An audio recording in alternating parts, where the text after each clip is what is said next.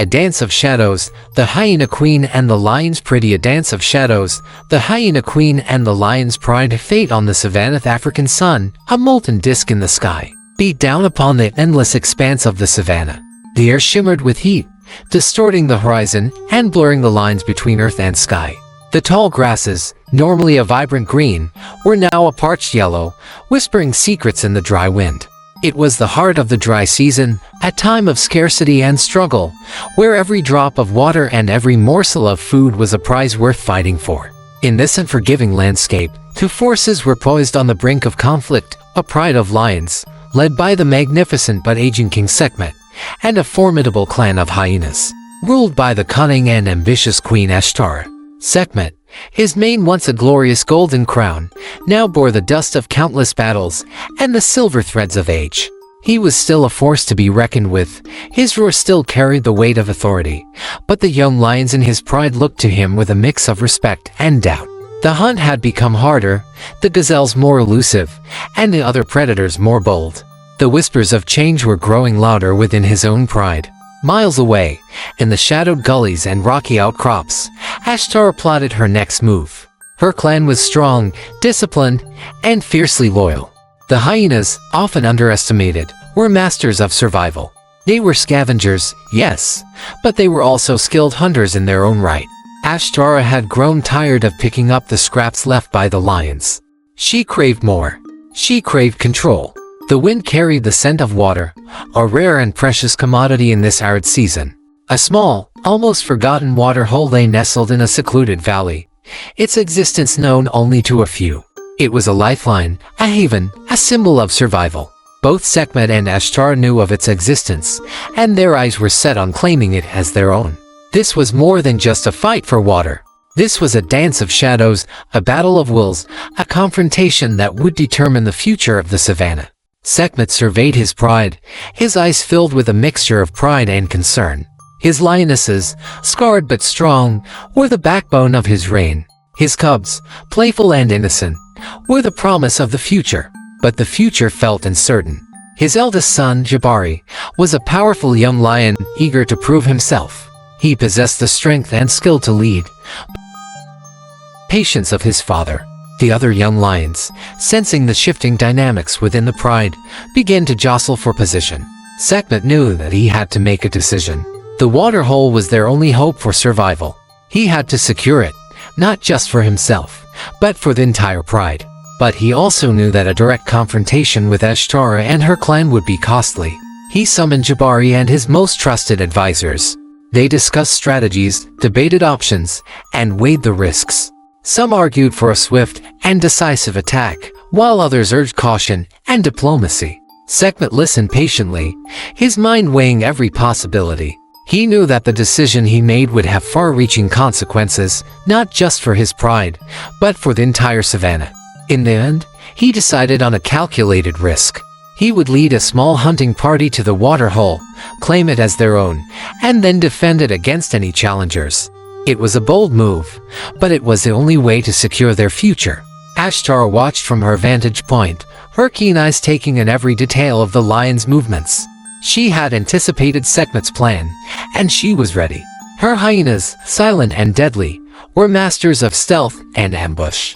They knew every nook and cranny of the savanna, every hidden path and every secret passage. They were the shadows, the unseen force that could strike at any moment. Ashtar was a strategist, a master of deception. She knew that she couldn't match Sekhmet's brute strength, but she had something that he lacked: cunning. She devised a plan that was both audacious and brilliant. She would use a diversion to draw Sekhmet and his hunting party away from the water hole, while a smaller contingent of hyenas would sneak in and claim it as their own. It was a risky gambit, but it could pay off handsomely. She gathered her lieutenants and explained her plan. They listened intently, their eyes gleaming with anticipation. They were ready to follow their queen into battle. Ashtar knew that this was her moment. This was her chance to seize power and reshape the destiny of the savanna. She would not let it slip away. As Sekhmet and his hunting party approached the water hole, they were ambushed. A pack of wild dogs, driven by desperation, attacked with a frenzy. It was a fierce and chaotic battle, a whirlwind of teeth and claws. Sekhmet fought with the fury of a lion defending his territory. He roared, he slashed, he tore, driving back the wild dogs with brutal efficiency. But the ambush had served its purpose. It had drawn them away from the waterhole, leaving it vulnerable. Meanwhile, Ashtar's contingent of hyenas, led by her most trusted lieutenant, Scarface, crept towards the waterhole under the cover of darkness. They moved silently, like ghosts, their eyes glowing in the moonlight. They reached the waterhole undetected. The sentries posted by the lions were young and inexperienced, easily overwhelmed. The hyenas swarmed in, claiming the waterhole as their own. News of the hyenas' treachery reached Sekhmet. He was enraged. He had been outsmarted, outmaneuvered. His pride was in danger. He rallied his hunting party and raced back towards the waterhole, his roar echoing through the savannah. This was not just a fight for survival anymore. This was a fight for honor. This was a fight for his crown. The confrontation at the waterhole was a clash of titans, a battle for the ages. Sekhmet, his eyes burning with fury, charged into the fray. He was a whirlwind of teeth and claws, scattering hyenas in his wake. Ashtar, her eyes gleaming with triumph, stood her ground. She had planned for this moment. She had prepared her clan for this battle. The hyenas fought with a ferocity that surprised even Sekhmet. The battle raged for hours, under the watchful eyes of the moon. Lions roared, hyenas howled, and the air was thick with the scent of blood and dust. Jabari, eager to prove himself, fought with reckless abandon. He took down several hyenas, but he also exposed himself to danger. He was ambushed by a pack of hyenas and dragged to the ground. Sekhmet, seeing his son in danger, rushed to his aid. He fought off the hyenas, but not before Jabari sustained a grievous wound.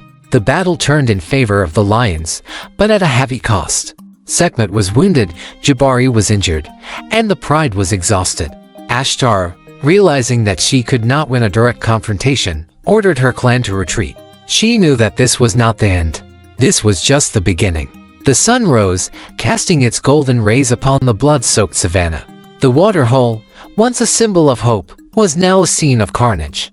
Sekhmet surveyed the battlefield, his heart heavy with grief. He had won the battle, but he had lost so much. Jabari's wound was serious, and he feared for his son's life. The pride was weakened, their confidence shaken. Ashtar, watching from a distance, smiled grimly. She had lost the battle, but she had won the war. She had shown Sekhmet that she was a force to be reckoned with. She had planted the seeds of doubt within his pride. The balance of power on the savannah had shifted. The old order was crumbling. A new dawn was breaking, a dawn that would be ruled by cunning, ambition, and the relentless pursuit of survival.